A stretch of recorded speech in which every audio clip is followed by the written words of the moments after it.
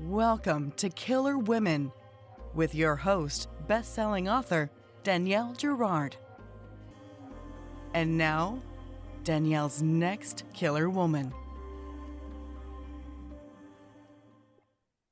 Hello, and welcome to Killer Women Podcast, a proud member of the Authors on the Air global network with more than 4 million listeners. I am your host, suspense author Danielle Girard, and my guest today is Melissa Pace. A graduate of Wesleyan University, Melissa Pace is a former editor and writer for Elle, as well as a past finalist for the Humanitas New Voices Fellowship for emerging film and television writers.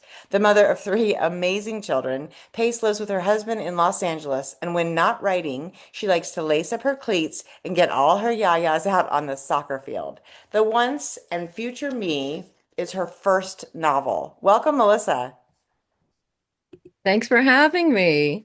It's so fun. It took me a few tries to get the intro right. So we have had interruptions and failed introductions, but we are here, and I loved The Once and Future Me. Such a fun book, really, really clever, all the fun things. And actually the cover also, like, look at how fabulous that is. So if you're just listening to us and you can't see, go check out the cover of Melissa's book.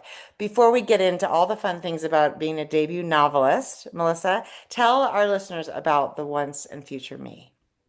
Well, The Once and Future Me follows the story of a woman who wakes on a patient transport bus, a mental patient transport bus in 1954. She has no memory other than having a voice in her head that's menacing and a little scary.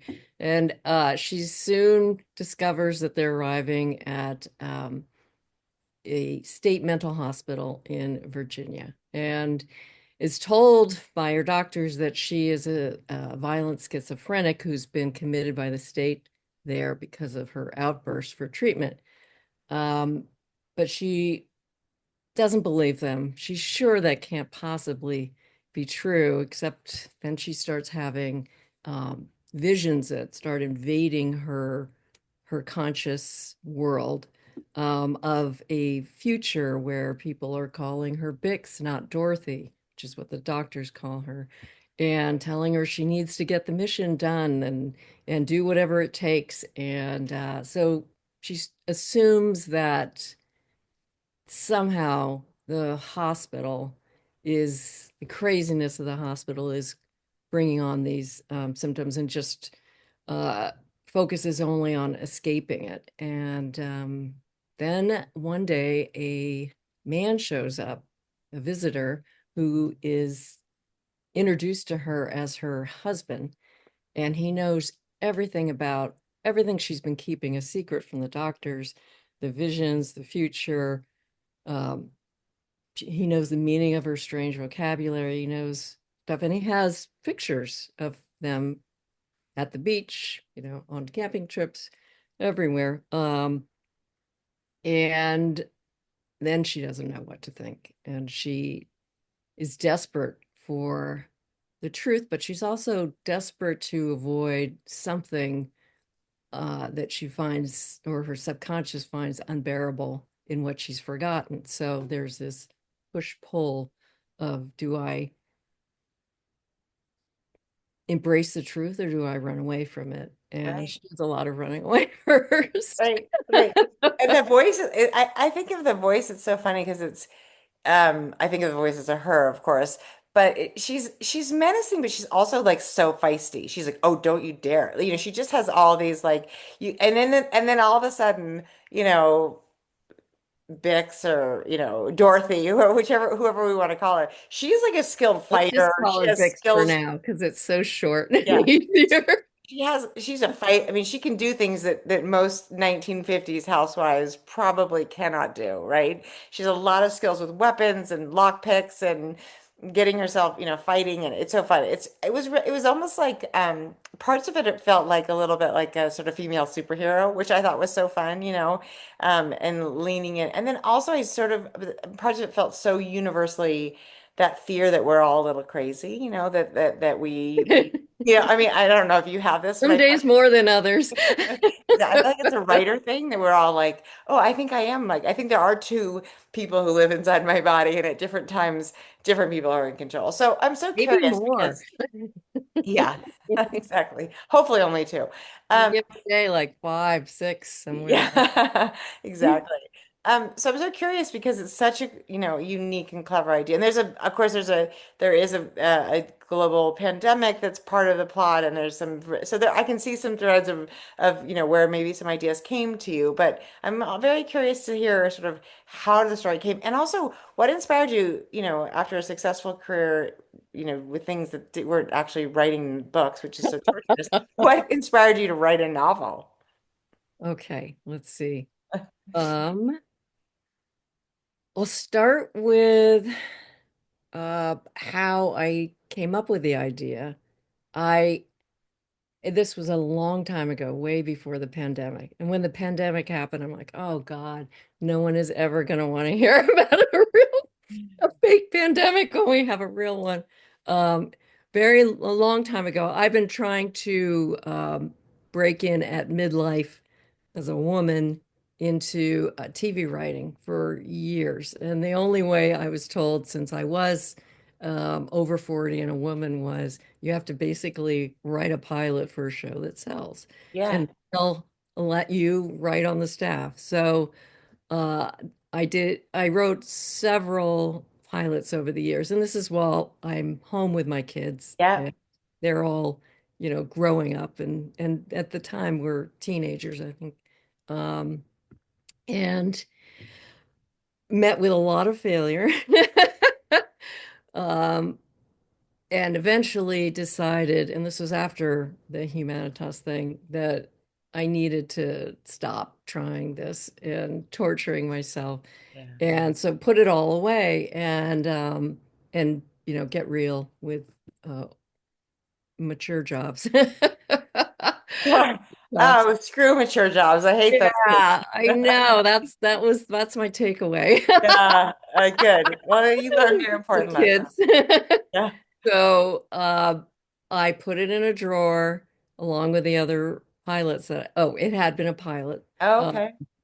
yeah, I put it in a drawer, and then after a very tough couple of transactions in real estate, I decided when these are done, I'm going to reward myself, pull out that thing and turn it into a Yeah. book, or start attempting it. That was kind of my reward. And that came on the heels of the election in 2016. So all that started in January because I thought I'm going to do NaNoWriMo and all the other. So originally there was, it was still had, kind of a feminist superhero combination going to in it, yeah, for the pilot. But basically the setup was what came to me first when I was trying to figure out a pilot.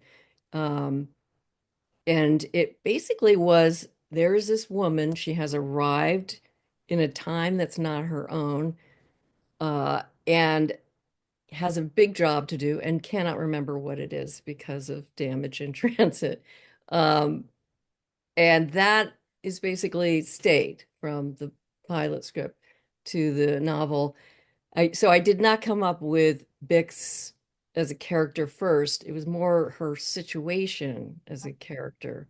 And then what kind of character would be most ill-suited or run into the most problems trying to solve the situation and yet be maybe really good at solving the situation by twists and turns. So uh, they kind of her character formed around this situation, I would say. Um, and so I was like, she needs to have some goal there. And where is there? And where is the worst place to be, or the most fun worst place? There are so many Right. times and places Yeah. it There's would be plenty worse. awful. But Yeah. for me, having it be the 1950s um, made the most sense to me as far as what the things I wanted to explore and the things I Right. talk about as far as, what are the things that endure no matter what time or place or situation women find themselves Right. in. So I thought the And 50s was, how much is, I mean, so the 1950s, 54 is, I mean, it's a long time ago now, I guess, but it's not that long ago, right? And when I was reading, you're reading like what the men have control over and you need permit, what she needed permission from her husband to do. And I thought, oh God, this is I blocked this, I know this information, right? We've heard that like a woman couldn't take out her own loan until like, she couldn't have her own credit card until like whatever it was, like the 90s, but yeah. without her husband. It's so recent, but I've sort of blocked it all out. So when I'm reading that and thinking, God, and it does bring up all that. There's a weird, and I don't know if all women feel this, but I always feel it. There's this sense of like, I get this like kind of panic under my rib cage whenever I hear about situations where things I think I have total control over now that had I been born 50 years earlier, I would have had no control over. And that is so freaky. It's just so like, you just feel like, Short period of time. yeah, it's so disempowering, and it's so it feels like no wonder that we seek these stories that are about the strength of women and the ways in which like Bix had to fight against that 1950 her 1950s literal and figurative incarceration, right? I mean, she just it and to have come from 2035, which is her future, back to back to 1954. That's a massive, and yet there were also, like you said, those really beautiful bright spots about 1954. In particular, one sheriff that I really appreciated. So we don't do spoilers. You have to read the book, but it's just it's so clever. So, okay, so you started with, you sort of knew of the character and you Hmm. sort of set that you had the 1950s in mind. And then, of course, the sort of near future makes perfect sense, right? 1935 Right. is, or 2035 is frighteningly close when it Yeah. to see the world the way, you've seen it. So what was the process like of writing? Because obviously a pilot, as most of us know, and it depends on, was it a 60 sort of minute pilot? Is that what you were? Yes, it was a 60-minute pilot, or I guess like They're 45 50. minute Yeah, pilot. yeah, right. They're not Much quite 60. shorter, many Yes. fewer words, Yes. um and a lot. The story really expanded for the novel. It that was kind of the setup, but it just wasn't enough story in the original pilot. And there was a lot that the explanations of which I didn't quite know when I wrote the pilot, like how did that happen? All that. And it did have a brief uh life where it made the rounds, um and I'm like, but I don't know what the explanation is. And a friend of mine who's a mentor, or was a mentor at the time, who had TV and movie writing under his belt. He's like, don't worry, that's what the writer's room is. Yes. I know. I No, sometimes but wish our for a writer. writer's room just in my basement once in a while. Like not all the time, but once in a while, if I could just open the door and be like, "Hey guys, could you figure out why she did that?" Like that would be so. You know what I Yeah. mean? So I had not figured out many of those things when I started it, and I thought, this is nuts to start this without knowing. But I was also um, a big into meditation, or still am, but it kind of informed a lot of the process, and just this kind of gut feeling said, just write it and it'll come along. All these thorny answers. So it's like a giant trust exercise with Yeah. the Yeah. universe. And I didn't know, it was seemed when I look back, I'm like, I can't believe I undertook on an almost 400-page book and not didn't know how I was going to work out some things. So it was a I lot of discovery, but also a lot of anal retentive note.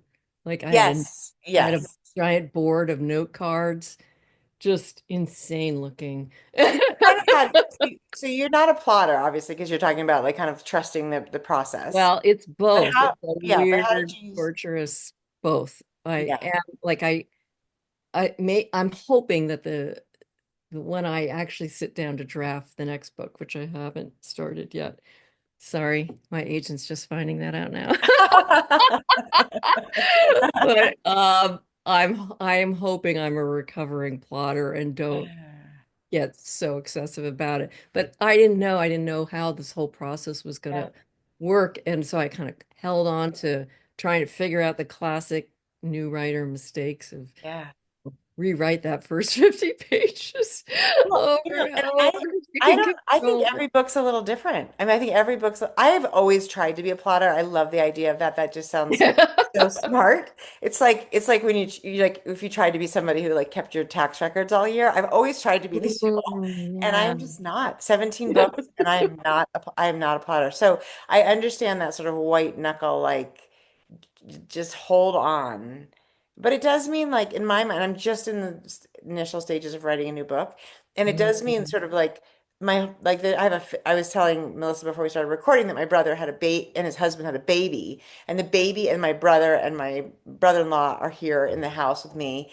And I sort of like, I'm loving this time with my new nephew. But I'm also trying to hold this other family in my brain. Like I'm trying to take care of them and their needs and try to figure out who and it's sort of like you feel a little bit like sort of like Bix, right? Like I'm living in two totally separate worlds, and Yeah. I think yeah, it is an exercise in trust, and I guess I don't always trust the moment, but I guess I've maybe done it enough times that I'm like, well, it'll work one way or another, or it won't, and then the draft will be done and I'll have to go back. So when you got to the end of the first draft Yeah.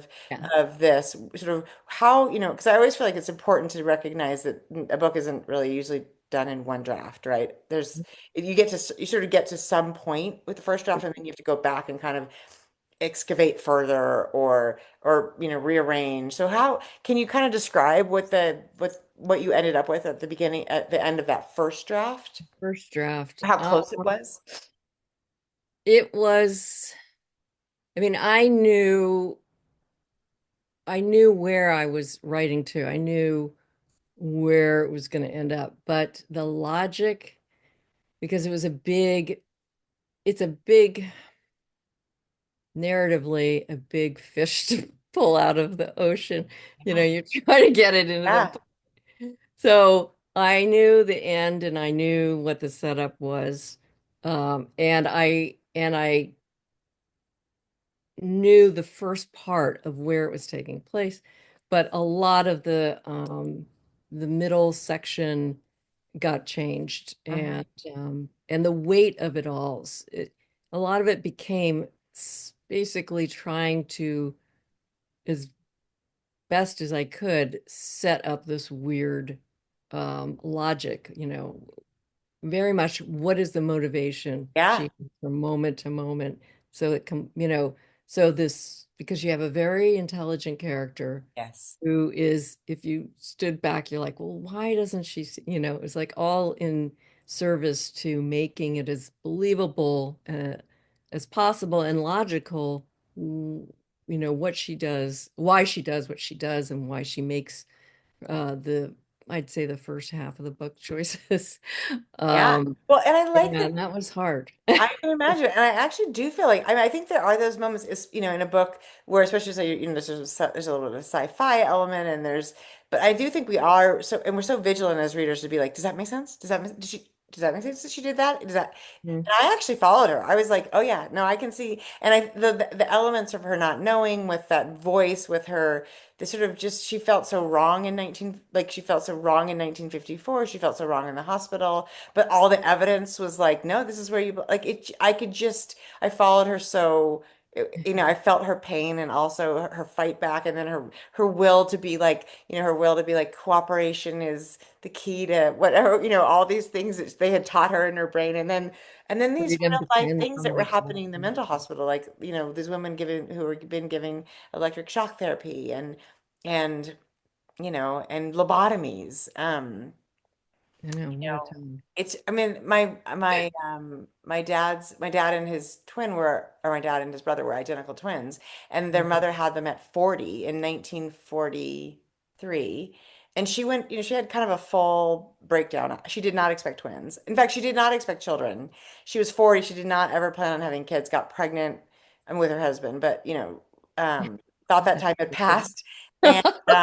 Yeah, and then gave birth to twins, and it was very traumatic. As I can imagine, like I sometimes think she deserves to be a character in a book because I'm sure it was torture for her. She'd been a Can school you teacher. imagine discovering during childbirth that it's twins? No. And she'd been like a, teacher at, gone to USC, for teaching school. I mean, she'd really had done all these things, which for her, for somebody of that generation was incredible. And I don't think she had any interest in being a mother. I think she wanted to be a career woman. And then here she was with not just one baby, but two. So she was hospitalized for quite a long time after they were born. Wow. And, electric shock therapy and the whole thing. And you just think how barbaric it would have been to have this woman who was just like, it was postpartum depression, of course, and Right. all her choices, she was never going to be able to go back to work, right? They were never going to take, it was one thing to be a woman, but to be a mother, Right. But I love that. I Good just, for because her, I, yeah. I do feel that we sort of instinctively feel that the incredible pain and constraints of the time. So I followed her right away. I thought that I really did Oh, enjoy it so, so much. So it was so fun. thanks. All that. So that was a lot of the ensuing drafts were about getting that right. Yeah. And there's just a balance because it's really two different genres. You have psychological thriller, you have regular thriller, and they need different things. Different things are expected of them. Yeah. And trying to meld them into one thing or have it evolve into from one thing into another was hard. Trying to figure out, and that wasn't fully figured out until the editing process Yes, right. full, where luckily at the time, and what made it so perfect was the acquiring editor at Holt had the same idea of what change to make in the book that I secretly wished I had made. That was like a regret that I hadn't done. And that so that it was a lot of kind of ripping it open and kind of I know, spilling the right? guts of the book.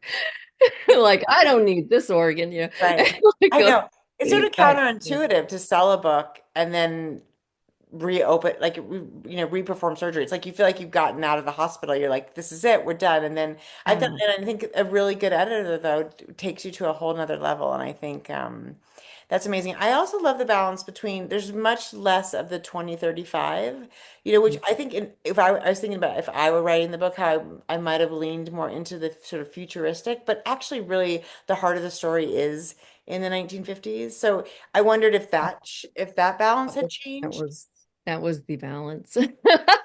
Or it was planting it more, it it was straddling both genres and it was kind of weakening both, but planting it in psychological more firmly and letting everything else kind of circle around that, Yeah.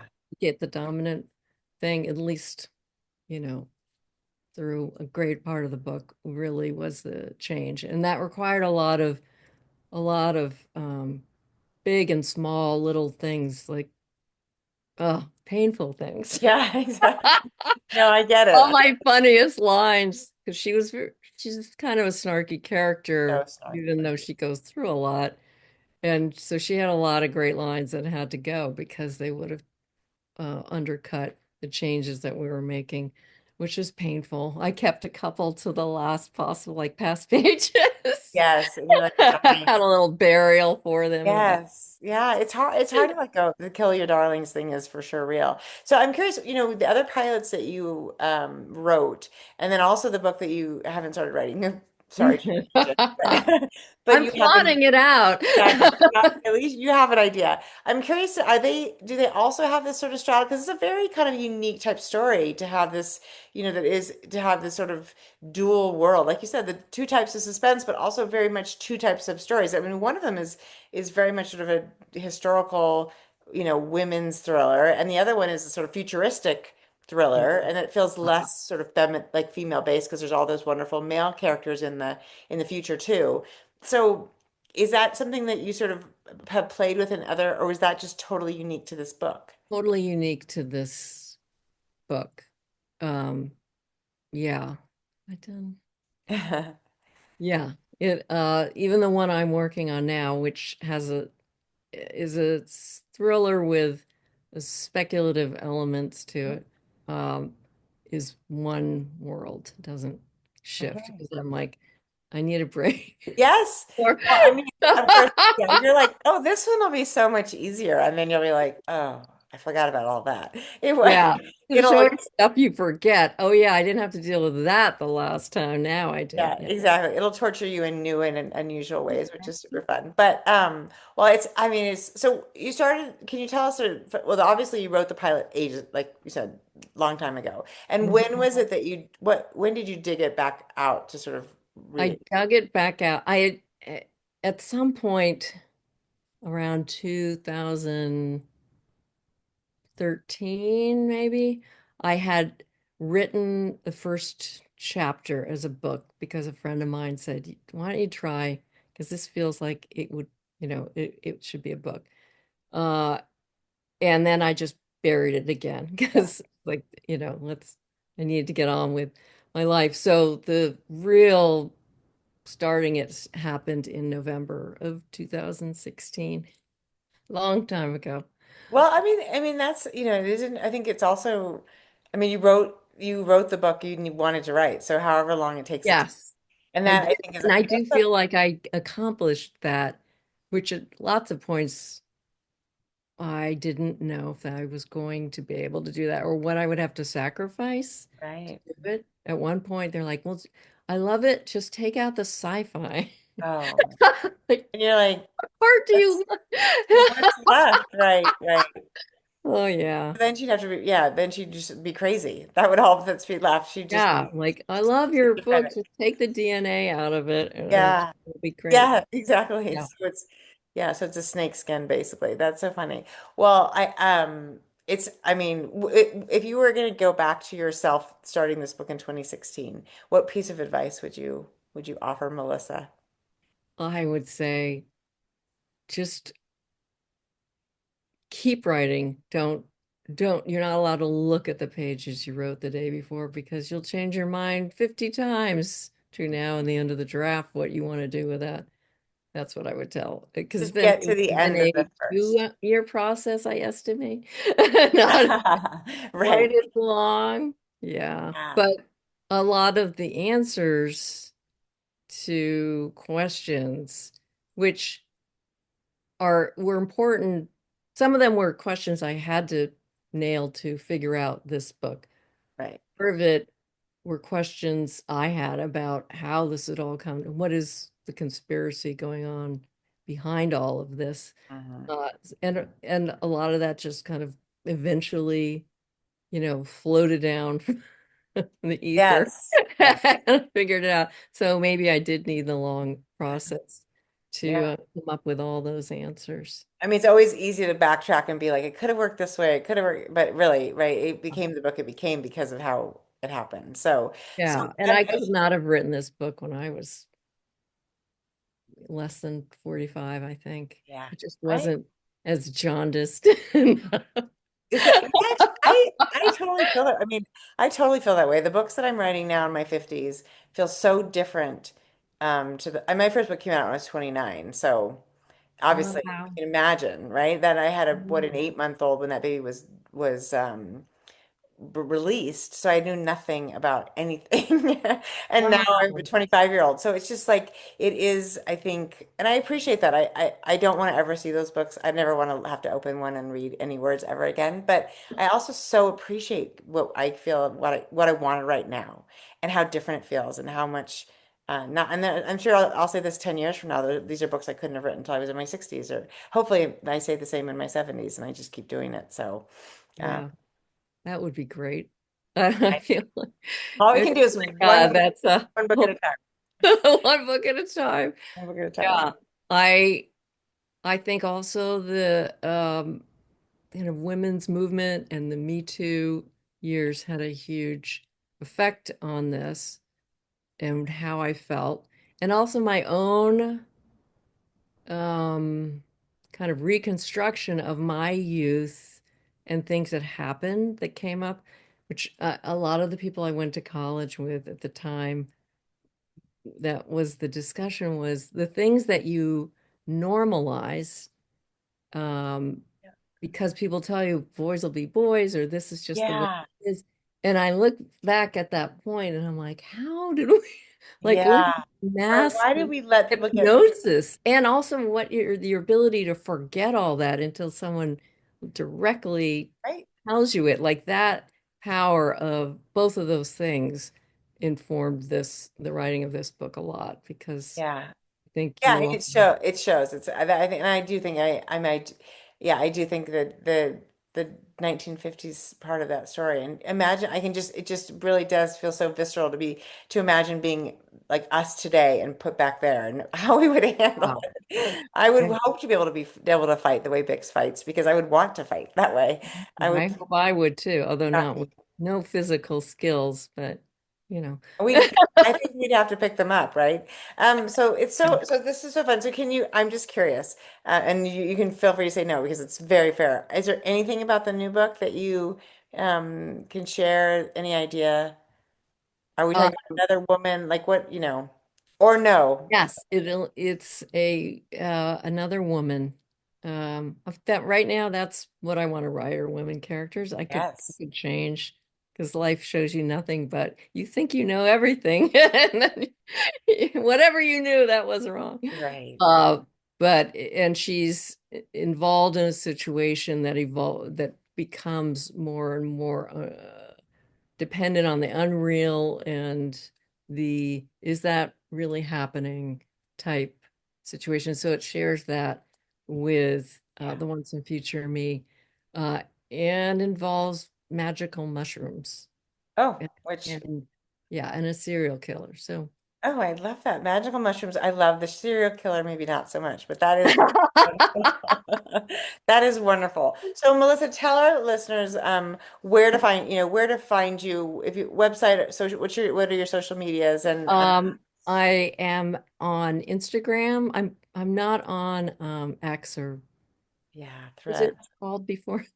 It was called Twitter, I think, and now it's I'm not on that Well, either. yeah, I had to exit that. But Threads and Instagram, I'm under at Melissa Pace Author.